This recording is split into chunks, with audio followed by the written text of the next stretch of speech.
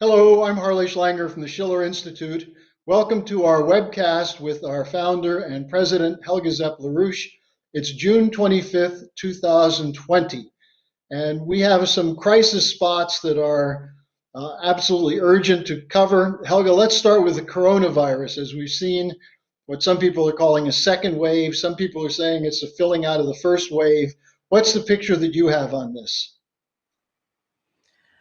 Well, I think it is also something those people who have been uh, falling for the idea that this is just like a flu or that this is just not really a pandemic.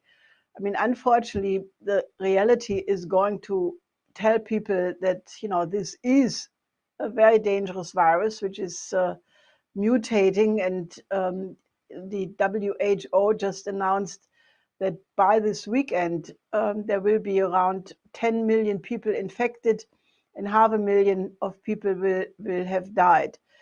The situation is really getting very much out of control in many places. I think you have right now uh, hotspots in the Americas, Chile, but also the population-rich countries like Brazil, India, Nigeria, the United States.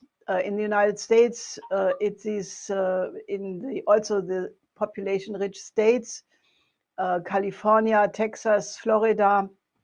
The situation is getting very serious, and there are warnings that in about 2 weeks, several states may be out of intensive care units, and then naturally the death rates would go really up significantly. So there are urgent calls to increase those facilities. Now, I think this is was to be expected, because not all of this would have been necessary, because people did not all follow the recommended demands of masks and social distancing. You had people running to the beaches, people going in large demonstrations, uh, and so that this is the price the entire society has to pay for it. So this is getting much worse, and there are many predictions, that this may last for at least another year or maybe 2 years, and then there is, um, you know, no guarantee that the virus will not mutate and the vaccines will get out of date. So the point we have been making from the very beginning is uh, that what causes the pandemic is not the virus, but it is the lack of a decent health system in every country. Because if you had the kind of health system which the Chinese had in Wuhan, and if you apply these kinds of rigorous methods in the very beginning, you can prevent the spread of the virus. But now it's way beyond that, and it has very, very serious consequences. You can see in Germany, which was relatively doing well, you have now several outbreaks of the COVID-19 in meat packing and slaughtering firms. Like the most uh, sensational right now is in Reda Wiedenbrück, the uh, slaughtering house Tönnies. And as a consequence, now the entire region has been locked down, and people naturally are very upset. Now, let me just stay a second on this case, because it is now very clear that it was the living conditions and the poor environment of these workers from Romania mainly, who basically could not follow the standard in their quarters, in their living quarters. Now, the Robert Koch Institute already 2 years ago had warned that it was the same living condition of workers from Eastern Europe which caused an outbreak and big spread of tuberculosis, but nothing has changed. So if you look at it, you can say, okay, it's a virus, but again, like in the developing countries, It was the EU policy, which did not develop the Balkans and Eastern Europe. So the income gap between people living in the Balkans and in some East European countries is so big that many of the workforce there don't see another reason, another way to to earn their livelihood than to go and work in these, what really are slave labor production sites. So this is, a consequence of the EU austerity policy, and what we have seen destroying much of Greece and uh, causing terrible conditions in the southern European nations. And this is a form of cheap labor. It's the same thing like the outsourcing into cheap labor countries many years ago, and now it is the use of such cheap labor uh, which is contributing to these cases, because that is the common denominator between the outbreaks in the United States, where the meatpacking plants had similar uh, outbreaks, and this is what you see now. I think this is the sixth or seventh case in Germany, and it really points to the fact that economic development and increasing living standard, increasing the uh, general sanitary and health conditions is an absolute must if you want to defeat this pandemic. As you're talking about the decline in living standards, the austerity conditions, the cuts in public health, we've had some reports coming out now about the economy, and the most recent from the International Monetary Fund doesn't look as though the so-called recovery plans of the European Union and the United States are going to generate a recovery at all. What are these? What does the IMF have to say, Helga? Well, in April, the IMF predicted a global collapse of the GDP by 3%. Now they revised that, and they say that the global economy will shrink this year by 4.9%. And they give figures that Italy, France, and Spain all will contract 12%, and the United States something like 10, Germany 10, a little bit less. But then the only country which is supposed to have a growth rate at all is China, with 2% increase. Now that's much less than they used to have, but it is on the record that from all the economies worldwide, China is the only one which is progressing. Now that does not solve the problem all by itself, because we are in a global economy, and there are now many scenarios by think tanks from Europe, from Asia, who predict all kinds of horrible developments, the continuation of the coronavirus spread, the effects on the global economy, the decoupling between the United States and China, the collapse of the international production chains. But I think there is one in particular from a Finnish think tank, which basically describes quite accurately what has happened since September last year, when the repo market operations by the Federal Reserve started, and they started to really pump in this enormous amounts of money. Then the other central banks doing the same thing.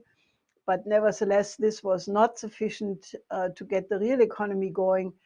And then they go from the present uh, danger of an economic downturn for quite some time into the future, into what they call an economic catastrophe, which would be really the continuation of this pandemic, mutations of the virus, more collapse, and then finally a banking run, and then finally helicopter money, and then a collapse of the global financial system. Now, that is obviously on the one side speculation. On the other side, this is what we are on the road to if the present policies are not being changed. What all of these think tanks and scenarios naturally leave out is the fact that there is an absolute solution but in order to implement that solution, you need the political will to do so. Now, the Schiller Institute will have this coming Saturday a very important international video conference, naturally, which will address exactly that. We will pose the danger of the world, the whole humanity perishing or prospering. And the difference is that we get together the kinds of forces which could remedy it. Now, if you leave aside all the present, political games and geopolitical confrontations, how would you solve the problem? You would say it is obvious that the only way how you can solve it is that the governments of the most important and strongest countries must get together and they must reorganize the system in order to address all of the problems which are now visible. Now, which are the most important governments? It's the United States, Russia, China, India, and then other countries like Germany, Japan.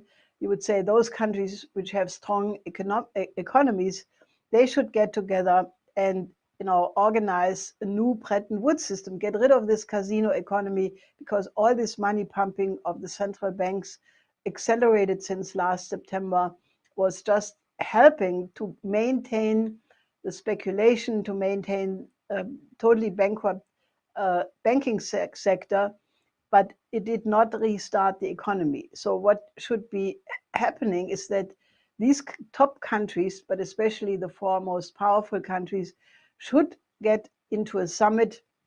They should declare a world emergency, because that's what we have. Then they should act like in the old Bretton Woods conference, establish a new Bretton Woods system, with other words, a credit mechanism to give long-term loans and then restart the economy. We have written this program to create 1.5 billion new jobs worldwide, starting with the creation of a with a national health system in every country, and then use that as the starting point to overcome the underdevelopment which has been the cause of this crisis. Now, that could be done easily. And if you look at what China has been doing with the new Silk Road and their health Silk Road, they have been going in this direction already. But obviously, it will only function if the geopolitical games to oppose the rise of China, if that is stopped, and that you have the United States, Russia, China, India working together, and if they work out a solution among themselves, it could be supported by these other countries and more. Now that needs to be done, and we are trying to show the example in our conference how such a strategic cooperation could function. Then in a second panel, we have a really very exciting combination of speakers from the United States, from the farm sector, from trade unionists, from producers, from the African nations, and the whole idea that it could actually function to get a recovery program on a global scale in the tradition of what Franklin D. Roosevelt did with the New Deal. And this time it has to be global. It has to focus on the development of Africa, because that is the continent which needs the most international solidarity and support. So that will be our conference. So I would really urge you not only to attend it, to watch it, to participate in it with questions, but to make sure that the existence of that conference is widely known, and you inform all of your friends and neighbors and ask them to watch this, because this is a clear alternative to all these scenarios predicting only a further collapse, because we have to get the alliance of people together who can make this alternative work. This four-power agreement that you just talked about was what your husband proposed more than a decade ago as a solution after the 2008 collapse. Now, what's obvious is that the Chinese are doing things that are different, that seem to be working in terms of restoring GDP growth, dealing with the coronavirus problem. Why is it then that we see voices such as so many in the US Congress, Pompeo, Navarro, Steve Bannon, basically calling for war with China? What is it? What's the intention of the anti-China crowd? Well, it is an attempt to prevent the rise of China, which I think is only possible if you have a third world war, because I said many times, you cannot stop a country of 1.4 billion people who is set on the right economic policy of stopping that. So obviously, what is behind that is a very perfidious strategy of encirclement, of potential decoupling. I think that the present plans of NATO to become a global uh, military alliance into the Indo-Pacific. This is what was expressed by General Secretary Stoltenberg at the last NATO meeting. This is being pushed by all kinds of geopolitical strategists, like the son of Brzezinski, who's now big in promoting such a Indo-Pacific NATO headquarters maneuvers. And I think this is really stupid. It means that these people have learned absolutely nothing from history. They are on the best way to have the idea of encirclement of China, encirclement of Russia. The US troops want to, I think they started already again having maneuvers at the borders of Russia. Then you have this push to pull India into this Indo-Pacific combination against China. These kinds of geopolitical games, is the kind of stuff world wars are made out of. And I called at that occasion for Germany to leave NATO, because this idea of having a global a global military force where the clear environment is regime change in Russia, regime change in China. This is not a peaceful policy, and it really shows you that all the arguments for the anti-ballistic missile system supposedly against the missiles of Iran was a lie. We said so at the time. Everybody who looked at it knew it was a lie. But this is, I think President Trump should really uh, look at that, because he was against endless wars. He promised he would pull U.S. troops out of the Middle East, bring them back home. This has been going on very slowly because of the obvious opponents to his policies in his own administration. But the idea to turn NATO into a global military force is really not what he intended uh, to push when he was running for president in 2016. And I think it's time for him to review this matter. Well, inside the United States, we're also seeing very strange maneuvers taking place. On the one side, you have the promotion now of Susan Rice, who's part of the Hawk faction, the War Hawk faction in the Democratic Party. Perhaps she would be the choice for Biden as his vice presidential candidate. We also had this really crazy photo op stunt that was pulled by Billingslea from the State Department when he was meeting with the Russians to talk about arms control. Apparently they had a long meeting, but he pulled a real, as you said, stupid stunt. Uh, that's part of what you're talking about, this geopolitical continuation of US policy, isn't it? Yeah, and I think, if you think what policies Susan Rice stood for the last several decades, when she was Assistant Secretary of State for Africa in the Clinton administration, she was already, really bad for Africa. I mean, we had many contacts in many countries who were telling us stories about it. And, when she was National Security Advisor and UN Ambassador for Obama, she was also one of the most hawkish people you can imagine. And the very idea that she would be vice presidential or vice president in case Biden would win. Biden is clearly, getting older. He's 78.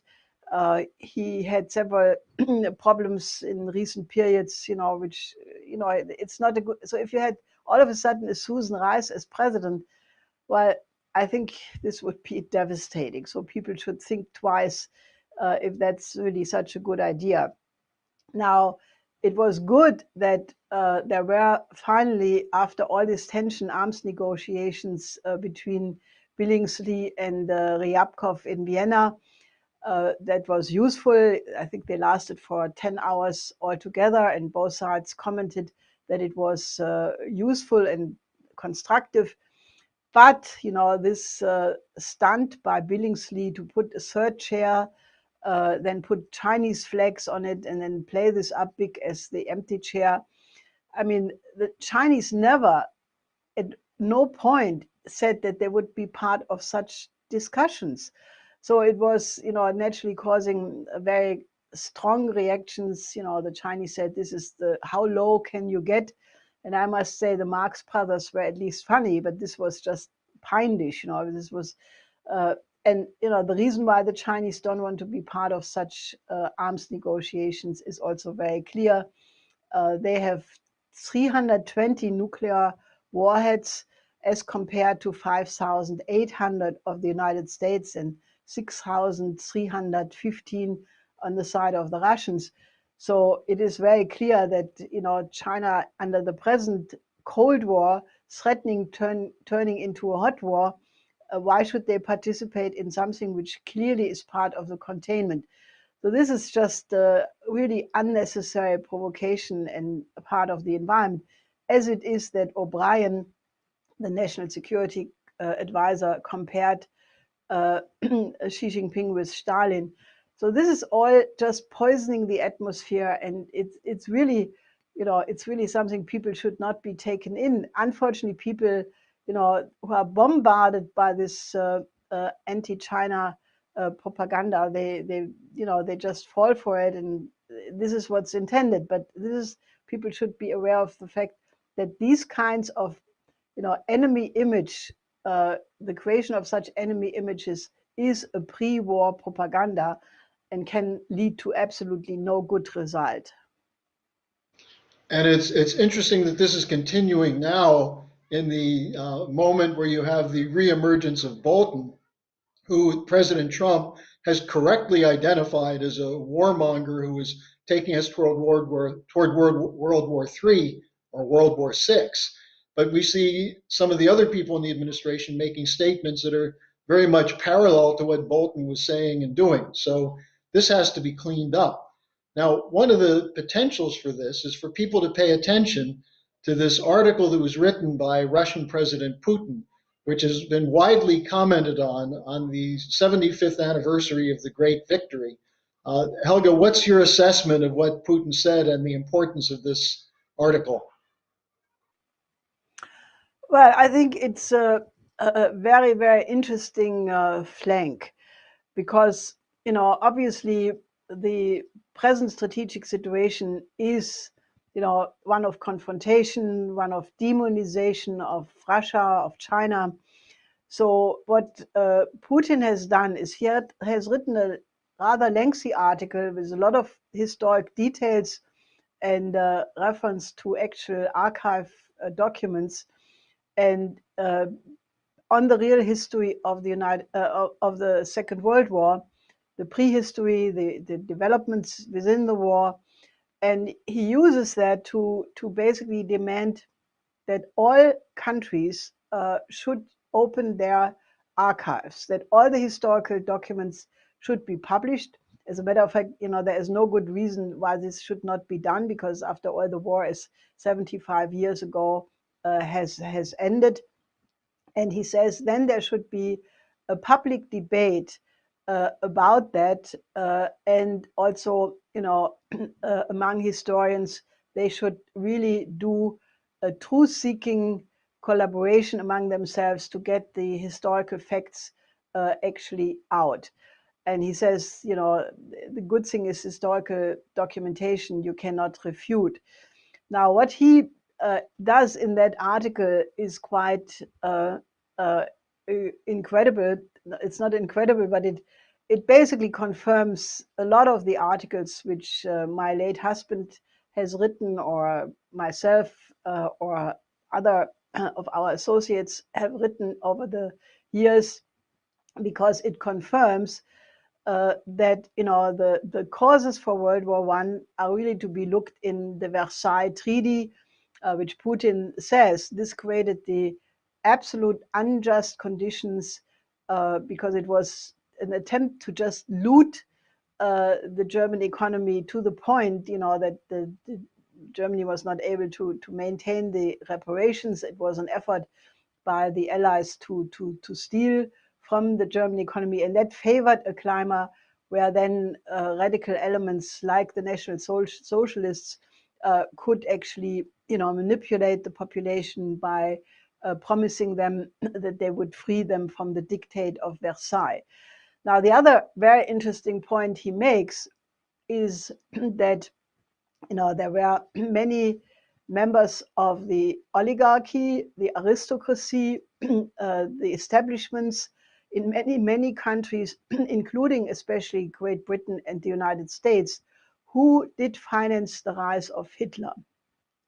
Now, that is obviously extremely important, because if you look at what happened in the post-war period, you had the re-education of the Germans, you had the occupying powers, you had all these waves of, what I would really call efforts to keep Germany down. The whole purpose of NATO was that, to keep Germany down, to keep Russia out, and to keep the US in. This was the famous word of one of the early generals.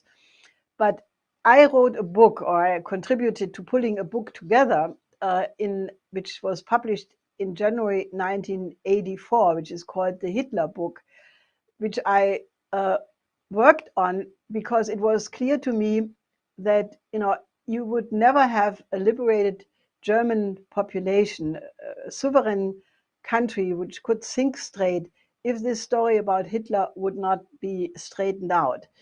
And in this book, there are many elements and some more, what Putin refers to, namely that Hitler was an international project, which was picked up. You had in the so-called conservative revolution, which was the oligarchical counter movement against the ideas both of the French, but especially of the American Revolution, you had 400 different tendencies.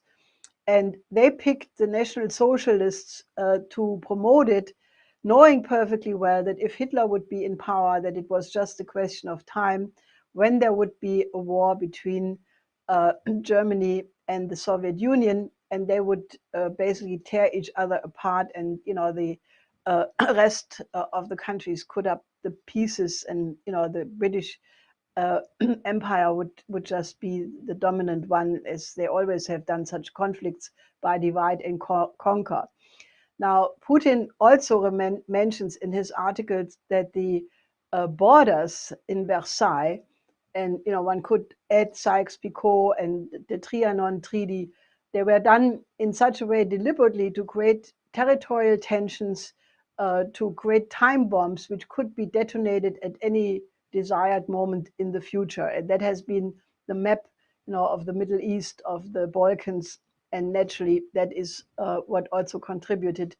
Then I think the most incredible thing, or the most important thing what he mentions, is he counters very clearly all these various statements that it was the United States and the UK which defeated the Nazis, or the anti-Hitler coalition, leaving out the role of the Soviet Union, or even this absolutely incredible statement by the European Parliament of last September, where they say that it was the Hitler-Stalin Pact which triggered the Second World War, which is obviously completely wrong. So what Putin does there, and this is very, very fascinating, he says it was not the Ribbentrop-Molotov agreements, but it was the Munich agreement, or as it is known in Russia, the Munich conspiracy.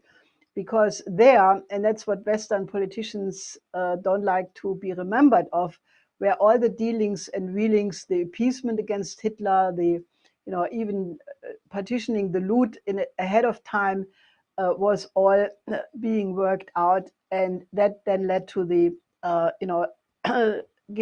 throwing Czechoslovakia to the wolves, and the French and the British, who were the so-called best allies of Czechoslovakia, did absolutely nothing, and that was really what led then into World War One, World War Two later on.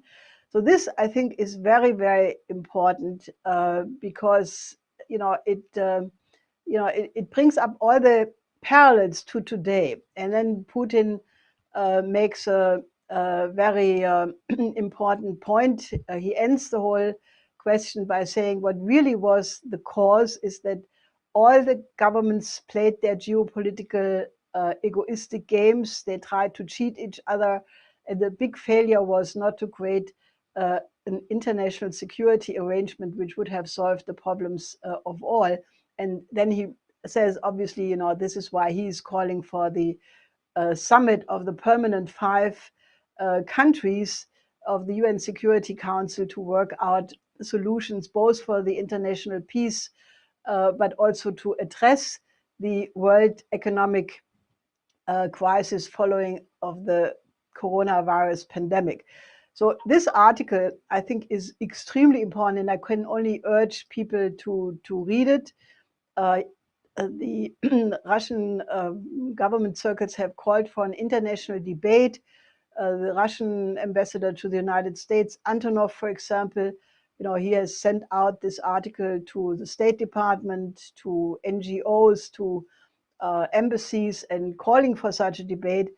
And I already started my part of it by writing an initial response to this article, which I also encourage you to read, because I think such a debate about what caused World War One is maybe the most intelligent flank to remind people of that world wars are a horror show for everybody, and nobody can win. So I think this is a very brilliant flank by Putin to intervene into the present situation by actualizing the past.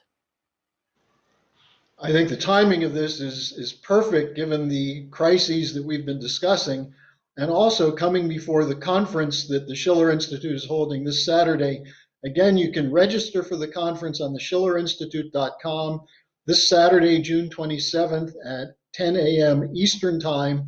And Helga, I think it'd be very useful if people read the Putin article before they logged on to the conference on Saturday.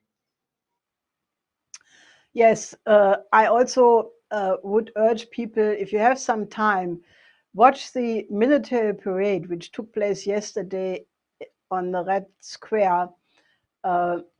This was for the occasion of the 75th anniversary of the end of World War II. And, I'm sure that many, many Russians, probably the majority of them, read Putin's article before, because it was announced with a big, fanfare, and really made a big deal about it.